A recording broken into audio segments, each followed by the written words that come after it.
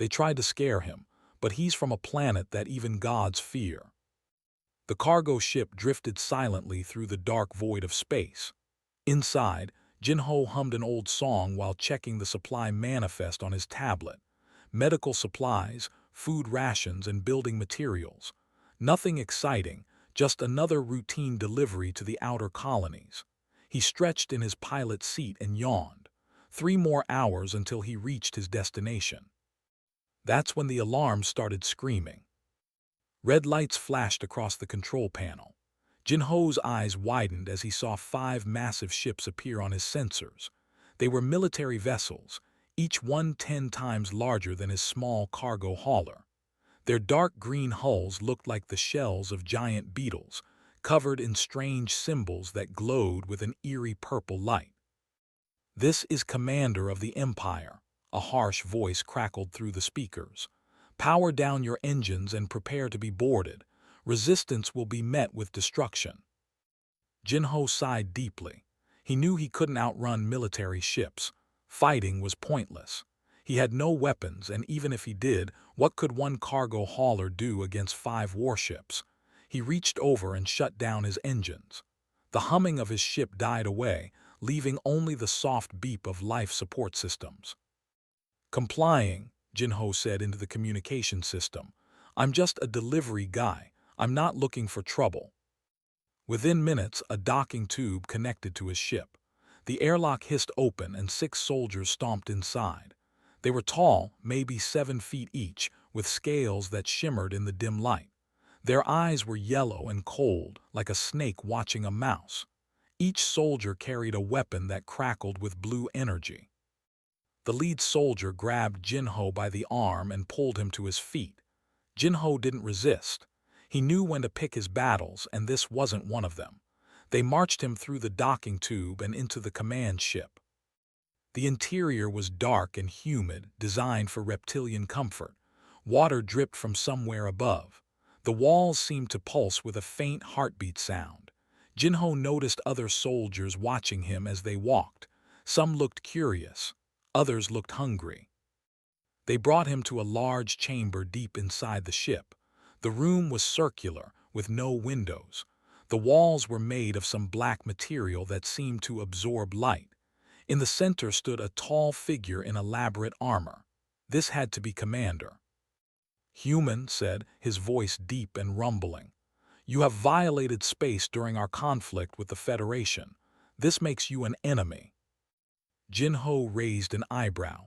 "I'm a civilian cargo hauler. I didn't know there was a conflict. I was just taking medicine to sick people on." "Silence!" roar echoed through the chamber. "You will speak only when asked questions.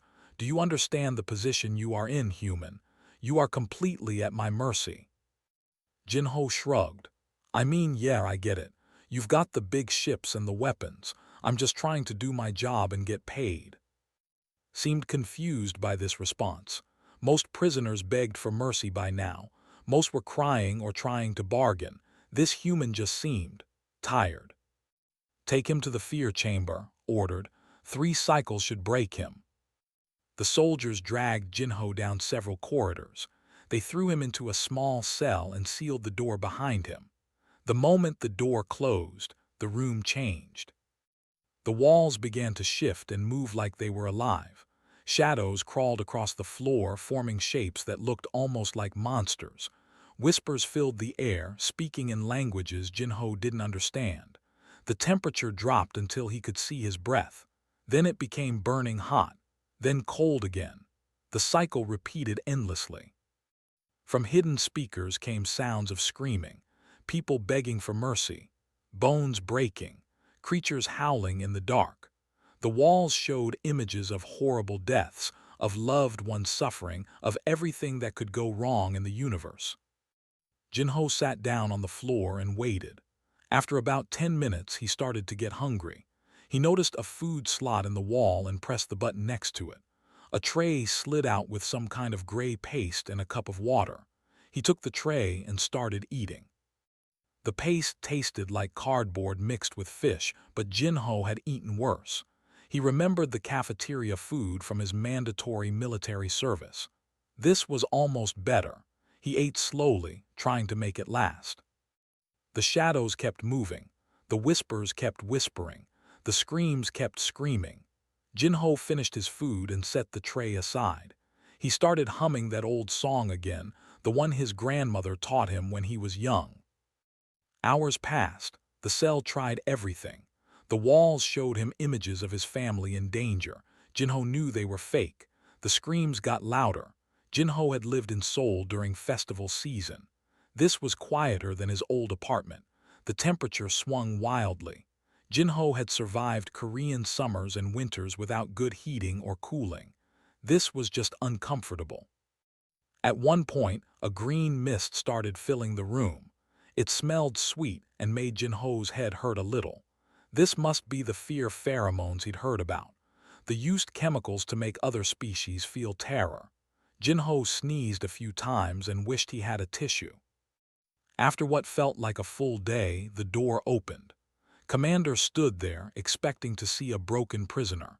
Instead, he found Jinho doing push-ups on the floor. "Gotta stay in shape," Jinho explained, standing up and dusting off his hands. "You don't have a gym on this ship, do you?" His jaw literally dropped open. His yellow eyes went wide. "The fear chamber. It should have destroyed your mind. How are you functioning?" Jinho scratched his head. "Is that what this was, a fear room? Honestly, it's not that bad. The smell is annoying though. Could you turn down the perfume? It's giving me a headache." "Perfume," repeated, his voice weak. "That is pure concentrated fear pheromone, enough to drive most species insane." "Oh, well, it smells like my aunt's bathroom," Jinho said.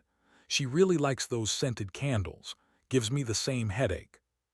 Stared at the human for a long moment. Then he turned to his soldiers. "Increase the pheromone output to maximum. Double the visual and audio stimuli. I want reports every hour." The door slammed shut again. The cell went into overdrive. The shadows became solid things that grabbed at Jinho. The screams were loud enough to shake his bones. The smell was so strong it made his eyes water. Jinho sat back down and sighed. This was going to be a long day. He started thinking about home, about his mother's cooking, about the little restaurant near his apartment that made the best kimchi stew, about his comfortable bed.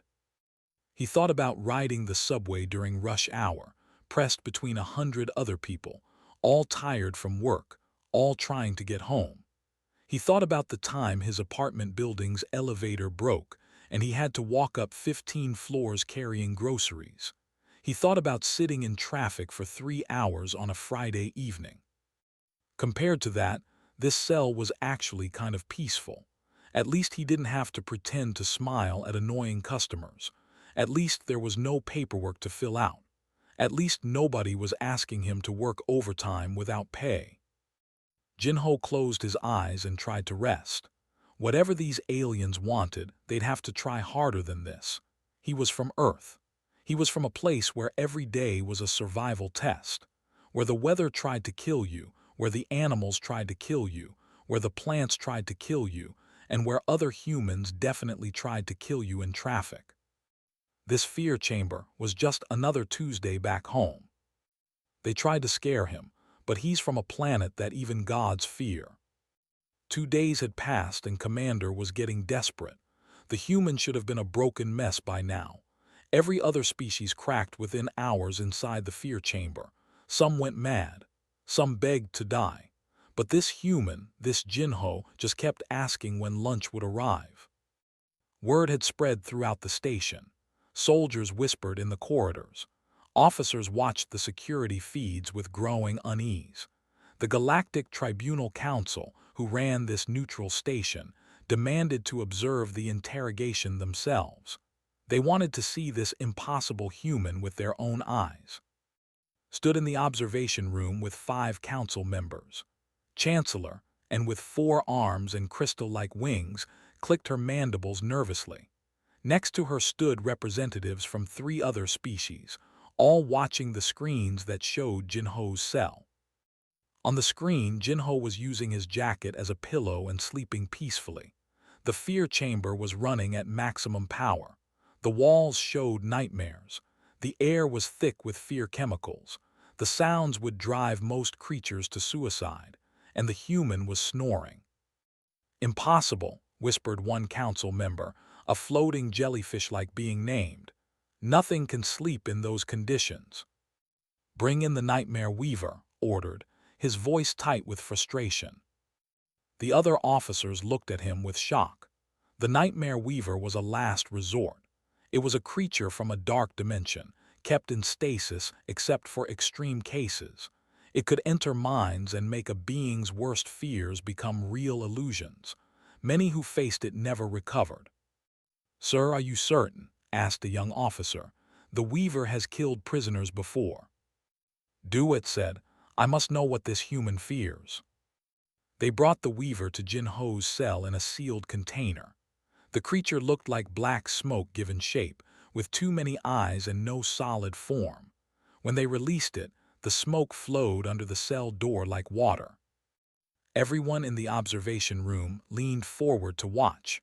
The Weaver circled Jin Ho, who had woken up and was watching it with curiosity. "Huh," Jin Ho said. "That's pretty cool looking. Is it dangerous?" The Weaver dove into Jin Ho's head. Its form scattered into mist as it entered his mind, searching for his deepest fears. For several seconds, nothing happened. Then the Weaver emerged, moving faster than anyone had ever seen it move.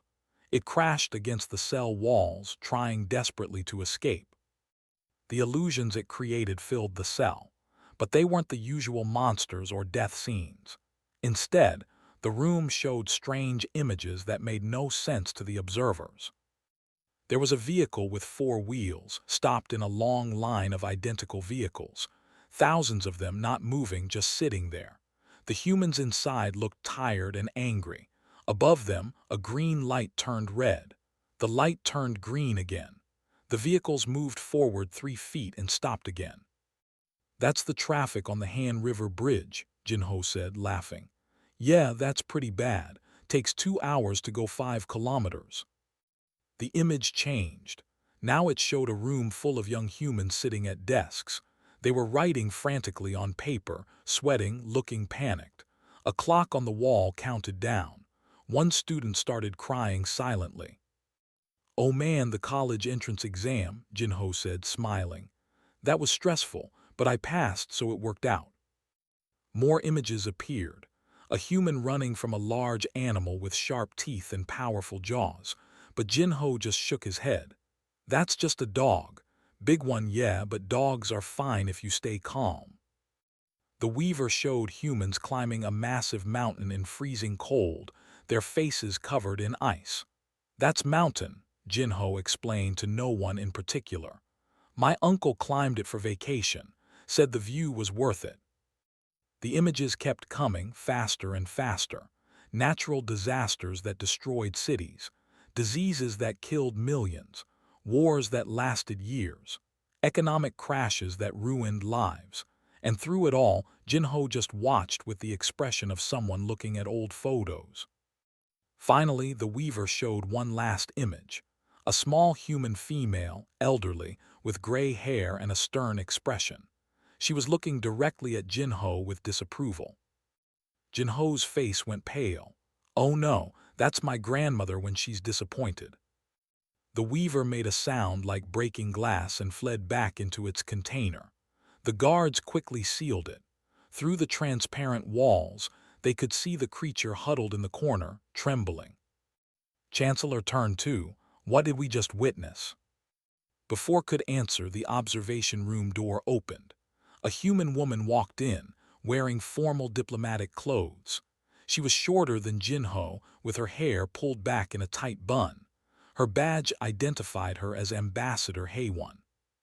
"Ladies and honored council members," HFY said, her voice calm but firm. "I believe you've made a significant error." "Ambassador," Chancellor clicked, "your presence is unauthorized in this." "My presence is mandated by the Treaty of First Contact," HFY interrupted smoothly. Article 7 states that any human detained by a galactic power must be allowed diplomatic representation within 48 hours. It's been 53 hours. Scales darkened with embarrassment. We were conducting a security investigation. By torturing a civilian cargo hauler, Haewon pulled out her tablet and began reading. Jin-ho, age 32, registered cargo operator with a perfect safety record. He was transporting medical supplies to help refugees. What exactly is he being investigated for? He violated our territory during wartime, said weakly. Your territory extends to the belt, Haewon said, pulling up a star map. Jin-ho's flight path went nowhere near it. He was in neutral space, following approved trade routes. She looked at each council member in turn. This is unlawful detention and torture of a civilian. Earth's government is prepared to make this a formal complaint. Ambassador, Chancellor said carefully, perhaps we can discuss this. But first, we must understand. How is your colleague unaffected by our most powerful fear-inducing methods? Haewon smiled, but it wasn't a friendly smile. Because Commander tried to scare a human, and humans are from Earth. We know Earth is yours, said, his body pulsing with confusion. What is special about it? Pull up Earth's file in your database, Haewon suggested. The one that the Galactic Survey Corps filed after their initial visit. His hands moved across a control panel. A file appeared on the main screen. The header made everyone in the room go silent. Planet designation, Earth. Classification, Class 12 Death World. Status, quarantine recommended approach with extreme caution. Native species, human, apex predator persistence hunter class. Evolution rating, hostile environment maximum pressure. Recommendation, avoid conflict with natives. Death World whispered. Class 12, Haewon confirmed. The highest danger rating in your system. Earth is constantly trying to kill everything on it. The weather, the animals, the plants, the bacteria, even the ground itself. And humans evolved to survive all of it. She walked to the screen showing Jin-ho's cell. He was doing sit-ups now, counting quietly to himself. You tried to make him feel fear, Haewon said softly. But Jin-ho grew up on a planet where fear is a daily condition, where you're never really safe, where disaster can strike at any moment, where the very air can kill you if you go to the wrong altitude, where the water can drown you, where the sun can burn you, where the cold can freeze you. She turned back to face them. And humans didn't just survive, we thrived. We built cities. We created art. We made families and communities and civilizations. We learned to live with fear, to work through it, to function despite it. But the Nightmare Weaver said, it showed us his fears. Traffic, tests, dogs, these are not fearsome things. To you, no, Haewon agreed. But those are the daily stresses of human life. Jin-ho is more afraid of being late to work than he is of your torture chamber. He's more afraid of disappointing his grandmother than he is of death. She pulled up another file on her tablet. Let me tell you about Earth, and maybe you'll understand why your methods failed. They tried to scare him, but he's from a planet that even gods fear. The observation room had grown quiet. Ambassador Haewon's words hung in the air like a threat. Chancellor gestured with one of her forearms, and the room's main display changed to show a three-dimensional image of a blue and green planet. Earth looks peaceful, observed, his jellyfish body pulsing with a soft glow. Beautiful, even. That's what the first survey team thought too, Haewon said. She pressed a button on her tablet. Then they tried to land. The display showed a ship descending through Earth's atmosphere. Suddenly, the sky turned dark. Wind speeds appeared on the screen in numbers that made several council members gasp. Lightning cracked across the sky. Rain fell so hard it looked like solid water. The ship was thrown sideways, spinning wildly. This is what humans call a thunderstorm, Haewon explained. A common weather event, happens somewhere on Earth every day. The ship barely made it back to orbit. Surely that was unusual, said, but his voice lacked confidence. Let me introduce you to someone who can explain better, HFY said. She spoke into her communication device. Dr. Park, please come in. The door opened again, and another human entered. This one was smaller, wearing a white coat with many pockets. Her hair was pulled back in a simple ponytail. She carried a large tablet and wore glasses that made her eyes look bigger. This is Dr. Bin Park, HFY introduced. She's a who specializes in planetary environments. She's been studying the differences between Earth and standard habitable worlds for 5 years. Bin bowed politely to the council members. Hello, I know this must be confusing for you. Let me try to explain. She pulled up a chart on the main display. This shows the standard requirements for a Class 1 habitable world, which is what most species evolve on. Stable temperature between 15 and 25 degrees, calm weather patterns, gravity between 0.8 and 1.0 galactic standard, oxygen levels at 12 to 15%, few natural disasters, low predator density. She pulled up another chart next to it. This is Earth. The numbers made no sense to the observers. Temperature ranged from -60 to +50 degrees, weather patterns classified as extreme and unpredictable, gravity at 1.3 galactic standard, oxygen at 21%, natural disasters rating constant and severe, predator density everywhere.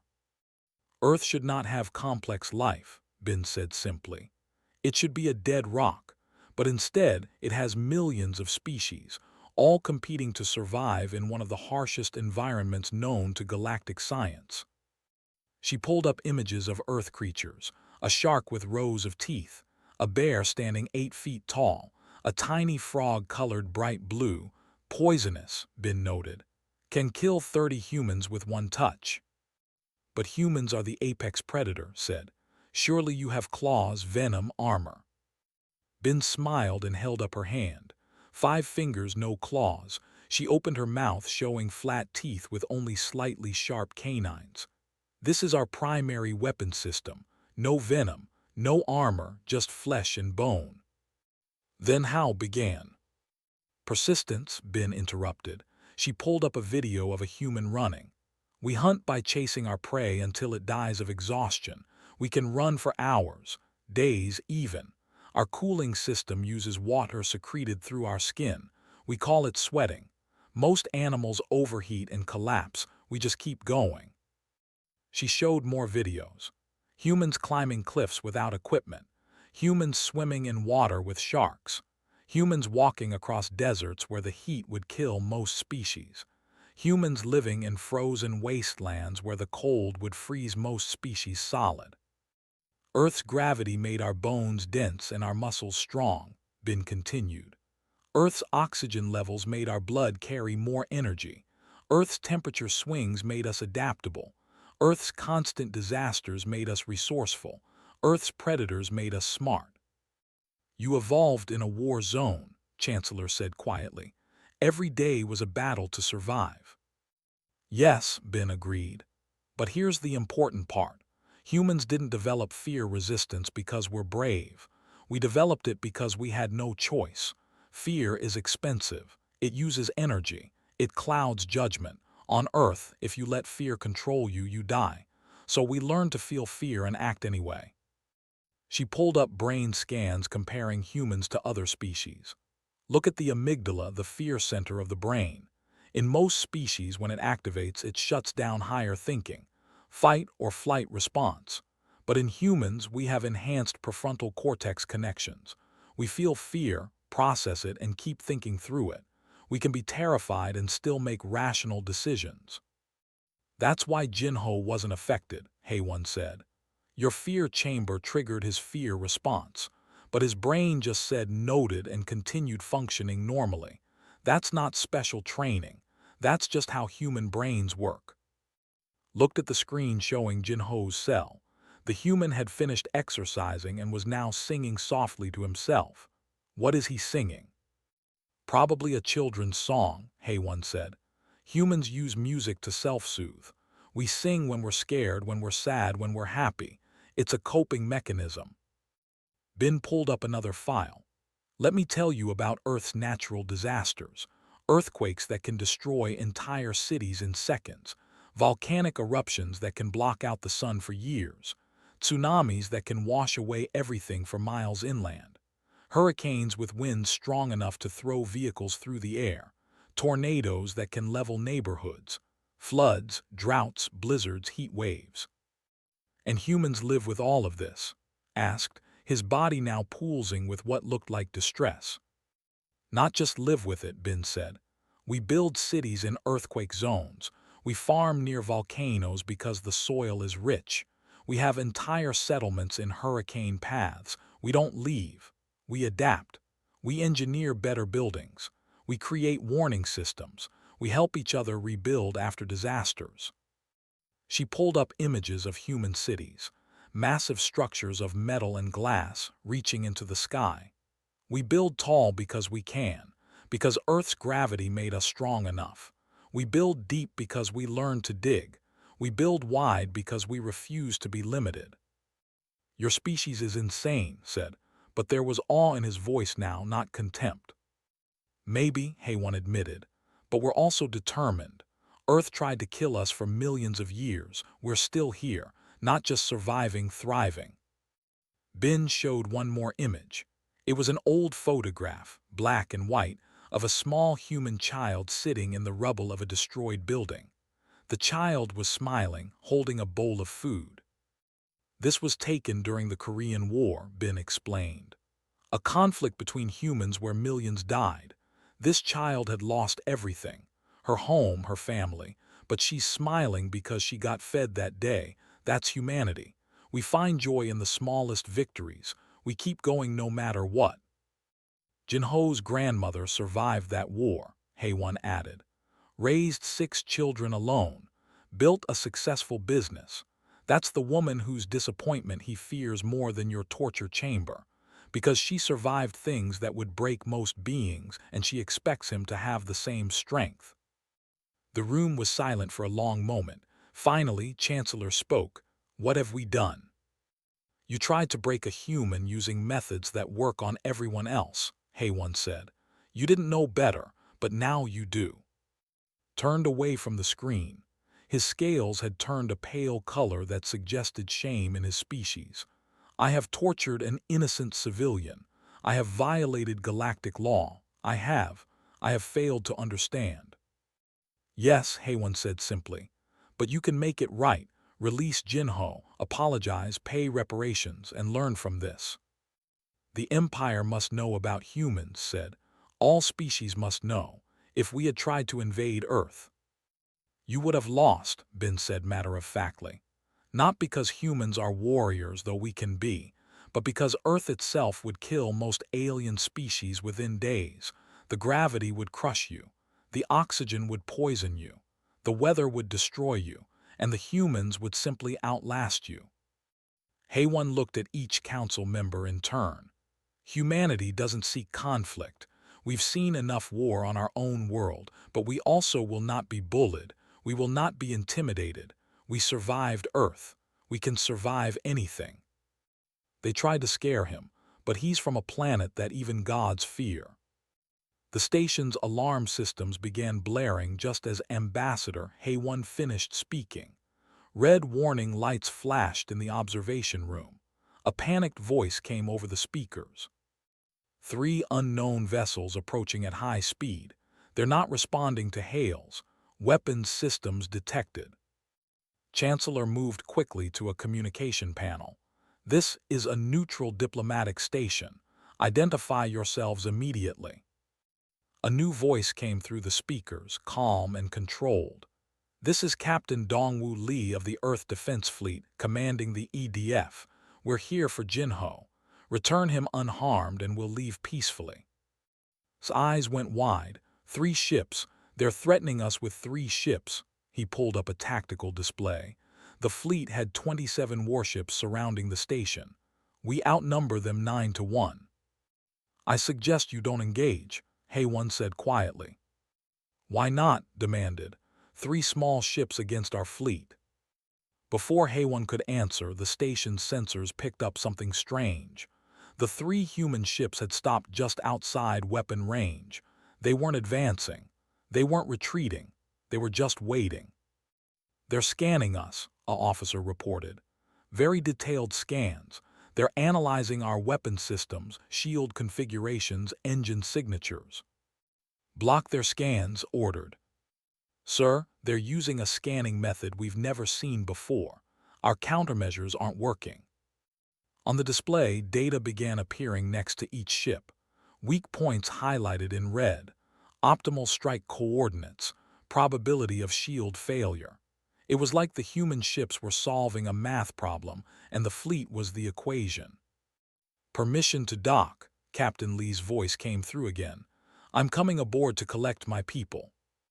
Chancellor looked at Haywan, who nodded. "Grant permission," the Chancellor said, "but only the captain, no weapons." "Agreed," Captain Lee replied. 20 minutes later, the airlock opened, and Captain Dongwu Lei stepped onto the station. He was tall for a human, with short black hair showing some gray at the temples. He wore a simple uniform, dark blue with silver insignia. No weapons were visible, but the way he moved suggested he didn't need weapons. The station guards who escorted him seemed nervous. Captain Lee walked with absolute confidence, his eyes taking in everything around him.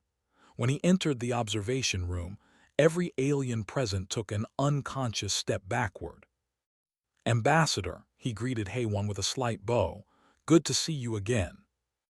"Captain," Haywan replied, "this is Chancellor and Commander. They have Jinho in custody." Captain Lee turned to face them. His expression was neutral, but something in his eyes made even uncomfortable. "I understand there's been a misunderstanding. Jinho is a civilian cargo operator. He has no military training and no political connections. Why is he being held?"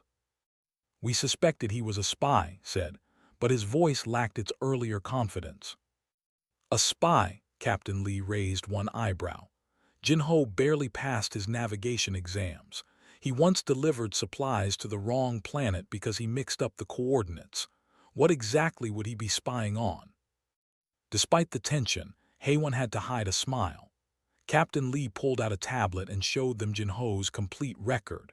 Traffic violations, late deliveries, customer complaints about his singing during deliveries. It was the record of a thoroughly ordinary, slightly incompetent cargo hauler. "He survived your fear chamber," said. "No spy training could achieve that." "Jinho didn't survive your fear chamber because of training," Captain Lee said. "He survived it because he's human, just like I'm human, just like Ambassador Haywan is human, just like the 300 billion other humans back on Earth and our colonies." He walked to the window showing Jinho's cell. The cargo hauler was now making a small sculpture out of his food, looking bored. "You see a man who resisted your torture," Captain Lee continued. "I see a civilian who's probably wondering when he can go home. You see resilience. I see Tuesday." "You speak as if fear means nothing to your species," said, his body pulsing with confusion. "Fear means everything to us," Captain Lee corrected. "It keeps us alive. But we learned a long time ago that feeling fear and being controlled by fear are two different things." He turned back to face the group. "Let me tell you about the first day of human military training. We put recruits in a room and make them face their fears. Heights, enclosed spaces, darkness, whatever scares them. Some cry, some shake, some vomit. But they all learn the same lesson: fear is just information. It tells you there's danger. What you do with that information is up to you." "Jinho has no military training," pointed out. "He doesn't need it," Captain Lee said. "He grew up on Earth. Every human child learns these lessons just by living. You fall and scrape your knee, pain is information. You get lost in a crowd, fear is information. You fail a test, disappointment is information. We process it and move forward." Dr. Bin pulled up Captain Lee's military record on her tablet and showed it to the council. The list of operations and missions went on for pages. Conflicts with pirates, rescue operations on hostile worlds, a month-long survival situation when his ship crashed on a Class 4 death world. Class 4, Chancellor clicked in surprise. How did you survive? I ate bugs, drank rainwater, and built a shelter, Captain Lee said simply. Then I hiked 200 kilometers to the emergency beacon. It wasn't comfortable, but it was doable. Bugs asked. Insect-like creatures, high in protein, Captain Lee explained. Tastes terrible, but it keeps you alive. We have a saying on Earth, hunger is the best spice. A young officer, one who had been quietly watching everything, finally spoke up. Captain Lee, I must ask, why aren't humans conquering the galaxy? With your strength, your resilience, your technology, you could dominate everyone. Captain Lee actually laughed at that. It was a warm sound, not threatening, but somehow that made it more unsettling to the aliens present. Conquer the galaxy. Why would we do that? For resources, for territory, for power, the young officer said. We have resources on Earth in our colonies, Captain Lee said.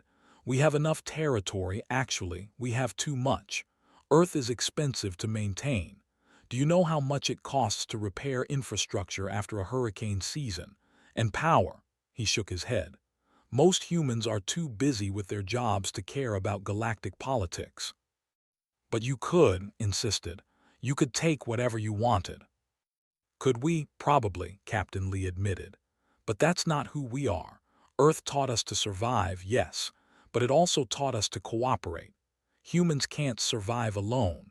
We need communities, families, friends. We learned that the hard way through millions of years of evolution and thousands of years of civilization.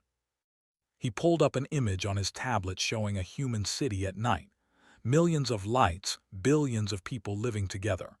This is Seoul, the city where Jinho is from.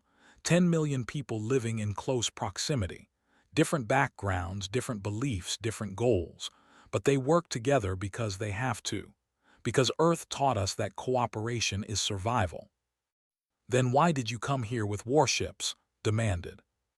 Because someone took one of our people, Captain Lee said, and his voice became cold. We don't conquer, we don't invade, but we protect our own. You took Jinho, a civilian doing his job. That's not acceptable. Your 3 ships cannot defeat our fleet, said. Commander, Captain Lee said quietly, we've had your fleet calculated since we arrived. Our computers have identified 32 critical vulnerabilities in your formation. We can disable or destroy 18 of your ships before you can return effective fire. The remaining 9 would fall within the next 6 minutes. Total engagement time, approximately 8 minutes. The room went silent. Captain Lee pulled up the tactical data on the main screen. Everything he said was there, laid out in precise detail. Firing solutions, probability calculations, damage projections. It wasn't a threat. It was a math problem that had already been solved. But we don't want to fight, Captain Lee continued, his voice warming again. Fighting is expensive, wasteful, and makes everyone unhappy. I'd much rather buy everyone a drink and talk this out like civilized beings. He looked at each person in the room. So here's what's going to happen. You're going to release Jinho with an apology and compensation for his lost time and cargo. You're going to update your protocols for dealing with humans. And we're all going to learn from this mistake. Does that sound reasonable? Chancellor clicked her agreement immediately. More than reasonable, Captain Lee. Commander, release the prisoner at once. They tried to scare him, but he's from a planet that even gods fear. Jinho blinked in confusion as the cell door opened. Instead of guards coming to add more torture methods, he saw Captain Lee standing there with a slight smile. Captain, Jinho stood up quickly and tried to straighten his rumpled clothes. Sir, I didn't know the military was involved. I'm just a cargo hauler who... At ease, Jinho, Captain Lee said, his smile widening. You're not in trouble. In fact, you're free to go. They're even paying you compensation. Compensation for what? For the worst vacation you've ever had, Captain Lee joked. Come on, let's get you cleaned up and fed. Then we have some people who want to apologize to you. An hour later, Jinho sat in a comfortable chair in the station's main conference room. He had showered, eaten a real meal, and changed into clean clothes the humans had brought. He still looked confused about everything happening. Around the table sat Chancellor, Commander, Ambassador Haewon, Captain Lee, Dr. Bin, and several other council members. All eyes were on Jinho, who was finishing his third plate of bulgogi that Captain Lee had somehow arranged to have delivered. "So," Jinho said between bites, "I'm not in trouble." "No, Mr. Chancellor said formally. "You were wrongfully detained. We owe you a sincere apology. We didn't understand what we were dealing with." "A human from Earth," added quietly. The commander's scales had turned a color that suggested deep shame. "I tried to break you using fear. I didn't realize that fear is something your species lives with constantly." Jinho scratched his head, looking genuinely confused. "I mean, it wasn't fun in that cell. The smell was really annoying, and the food was terrible, no offense. But it wasn't that bad. I've had worse apartments back home." This comment made several aliens exchange worried looks. The fear chamber wasn't comparable to bad housing to them. "Jinho," Ambassador Haewon said gently, "they're trying to understand why you weren't affected by their torture methods. Can you explain what you were thinking during those days?" Jinho shrugged. "Honestly, I was mostly thinking about my delivery schedule. I'm going to be weeks late now. The colonies needed those medical supplies, and I was thinking about my mom, she's going to be worried. And I was thinking about rent. My landlord doesn't care if I got kidnapped by aliens. Rent is still due on the 1st. "You were being tortured and you were worried about rent?" asked, his body pulsing with disbelief. "Well, yeah," Jinho said like it was obvious. "The torture wasn't going to kill me, but if I can't pay rent I lose my apartment. That's a real problem." Captain Lee chuckled. "That's the most human thing I've heard all day." Dr. Bin leaned forward. "Jinho, did you feel afraid in the cell?" "Sure," Jinho admitted, "especially at first. It was dark and those shadow things were creepy, and the screaming was annoying. But then I thought, okay, I'm scared. Now what?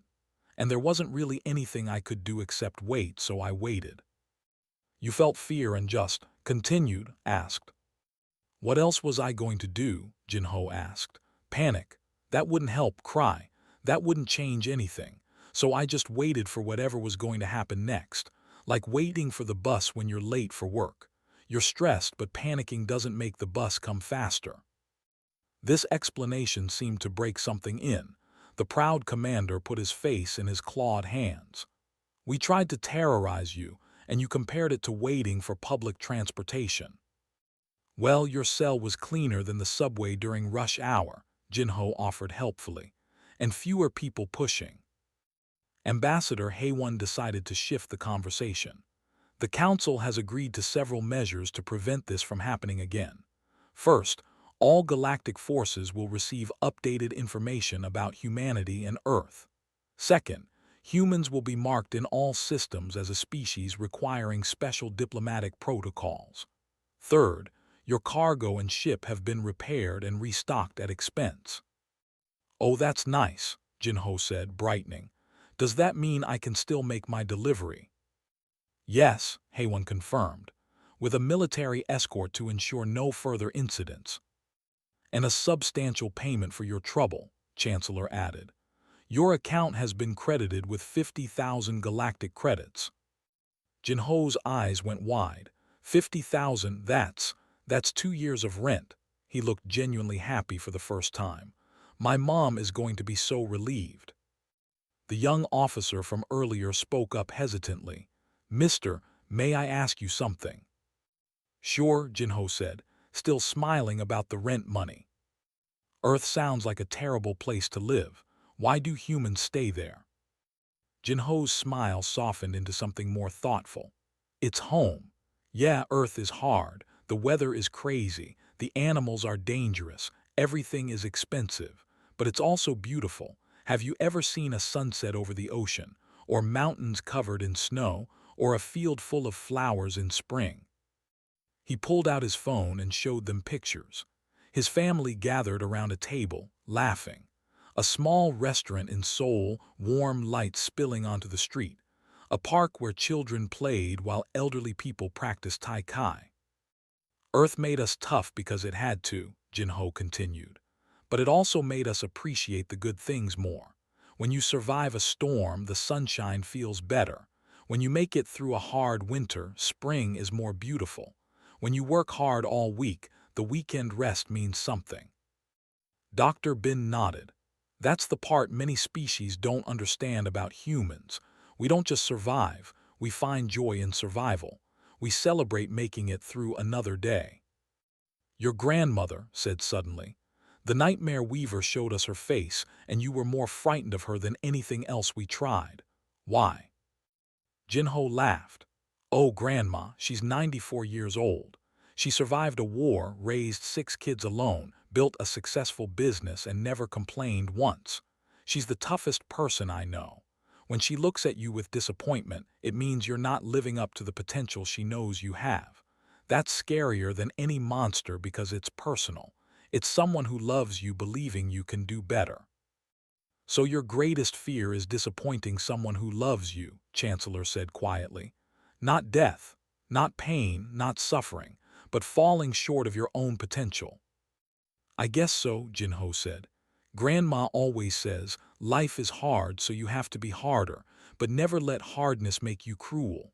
I try to remember that. The room fell silent for a moment. Finally, Captain Lee stood. Well, Jinho, your ship is ready.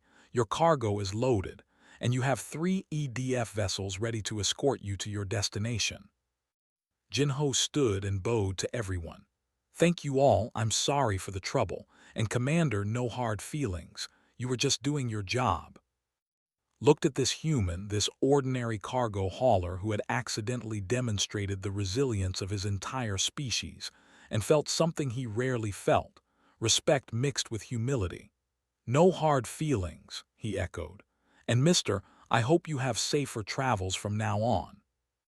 As Jinho left with Captain Lee and Ambassador Haewon, the council members sat in silence. Finally spoke. We must update Earth's file in our database.